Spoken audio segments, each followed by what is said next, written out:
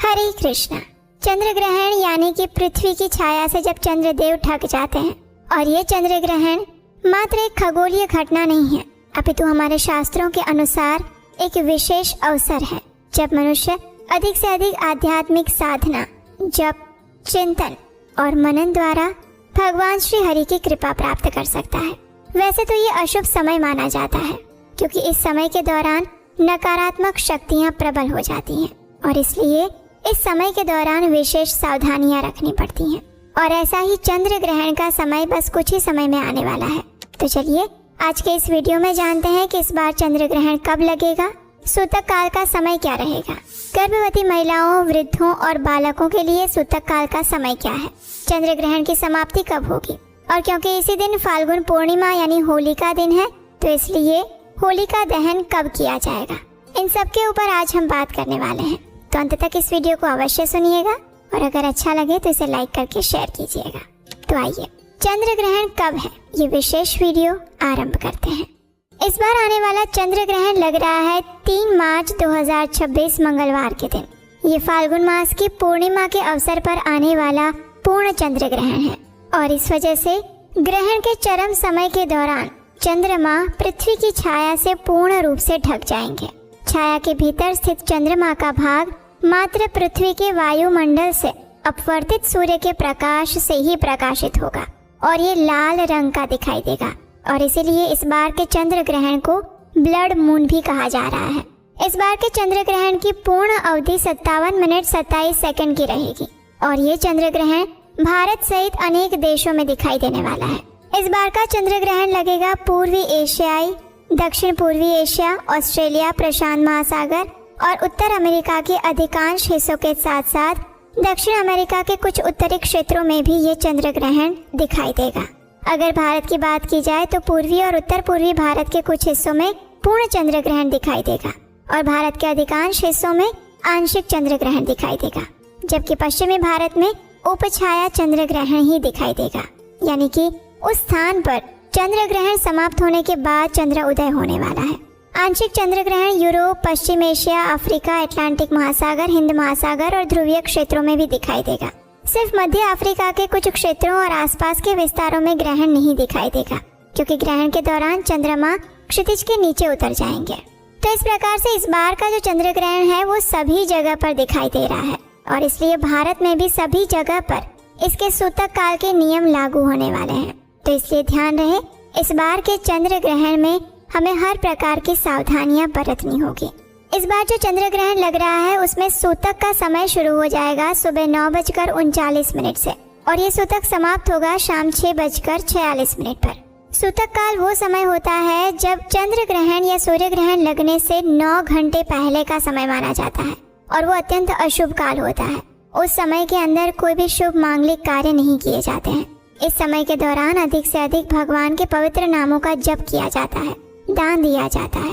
सूतक काल के दौरान किसी भी प्रकार का भोजन नहीं बनाया जाता है और खाया भी नहीं जाता है। लेकिन विशेष परिस्थितियों में जो बच्चे हैं, वृद्ध हैं, बीमार हैं, गर्भवती महिलाएं हैं, उनके लिए सूतक काल का आरंभ होगा दोपहर में 3:28 से और ये पूरा होगा शाम 6:46 तक। तो इस समय दौरान ही उन्हें सूतक काल के सभी नियमों का पालन करना होगा।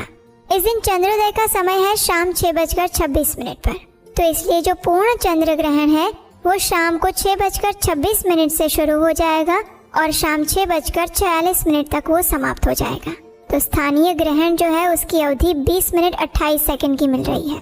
अब देखिए, इस बार फाल्गुन पूर्णिमा पर होली का दिन भी होता है और अगले दिन रंग वाली होली या धुलेटी मनाई जाती है। लेकिन होली वाले दिन शाम के समय हम होलिका दहन करते हैं। तो क्योंकि इस बार चंद्र ग्रहण आ रहा है तो इसलिए होलिका दहन का समय भी चंद्र ग्रहण समाप्त होने के बाद ही प्राप्त होगा, यानी कि होलिका दहन का समय 3 मार्च को रहेगा शाम 6:47 के बाद। चंद्र ग्रहण और सूतक काल के समय में हम कोई भी शुभ या मांगलिक कार्य नहीं करते, इसलिए होलिका दहन की जो पूजा होगी और अन्य जो भी विधि विधान का पालन करते हैं वो सारा किया जाएगा चंद्र ग्रहण समाप्त होने के बाद, यानी कि शाम 6:47 से लेकर रात 8:50 के बीच में। इसी समय के दौरान इस बार होलिका दहन किया जाएगा। और इस बार जो पूर्णिमा तिथि आ रही है उसका आरंभ हो रहा है 2 मार्च 2026 को शाम 5:55 से और ये पूर्णिमा तिथि समाप्त होगी 3 मार्च 2026 को शाम 5:07 पर। तो इस प्रकार से पूर्णिमा के जो भी व्रत, नियम और उपवास और स्नान दान आप करना चाहते हैं वो आप 3 मार्च को कर सकते हैं। प्रातःकालीन स्नान, दान इत्यादि 3 मार्च के दिन ही करना शुभ रहेगा। लेकिन 3 मार्च को क्योंकि चंद्र ग्रहण का समय है, इसलिए उस दिन पूर्णिमा के अवसर पर आप सत्यनारायण भगवान की कथा नहीं कर सकते। लेकिन आप अधिक से अधिक भगवान के पवित्र नामों का जप कर सकते हैं, उपवास का पालन कर सकते हैं और दान दे सकते हैं। क्योंकि ग्रहण के समय के दौरान दिया गया दान मनुष्य को अक्षय पुण्य फल की प्राप्ति कराता है और ये अत्यंत पुण्यशाली माना जाता है। ग्रहण के समय में जितना अधिक से अधिक आध्यात्मिक कार्य और साधना की जाती है उसका अनंत गुना अधिक फल प्राप्त होता है। और इस बार का चंद्र ग्रहण पूर्ण लगने वाला है और वो भारत में भी दिखाई देने वाला है।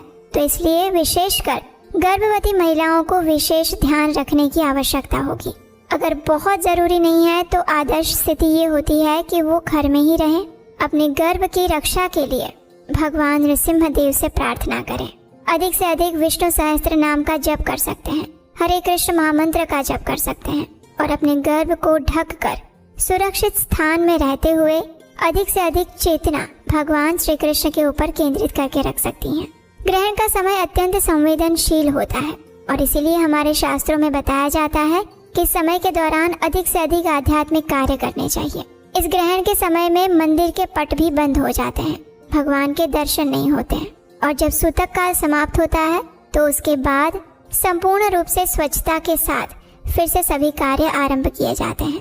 चंद्र ग्रहण के समय में जब सूतक काल चल रहा हो उस समय में हर प्रकार के भोजन पदार्थों में तुलसी पत्र या कुशा घास रख दी जाती है।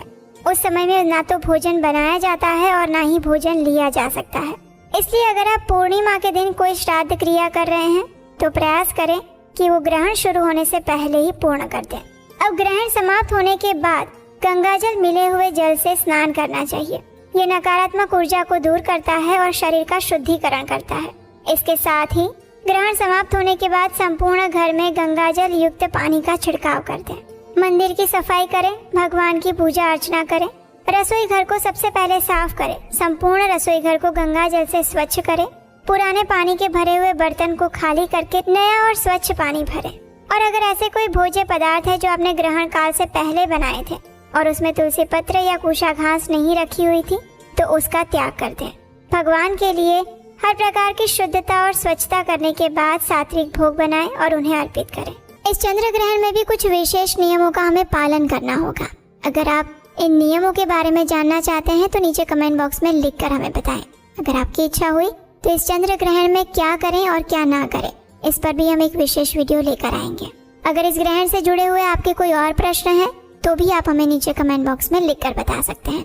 अगर ये वीडियो अच्छा लगा है तो इसे लाइक करके बहुत सारे लोगों को शेयर कीजिए और अगर पहली बार इस चैनल पर आए हैं तो आपके अपने चैनल उपदेश अष्टकम को सब्सक्राइब करके रख लीजिए, क्योंकि यहीं पर आपको मिलेंगी वैदिक ग्रंथों से ली गई प्रमाणभूत जानकारी बिना किसी मिलावट के। हरे कृष्ण।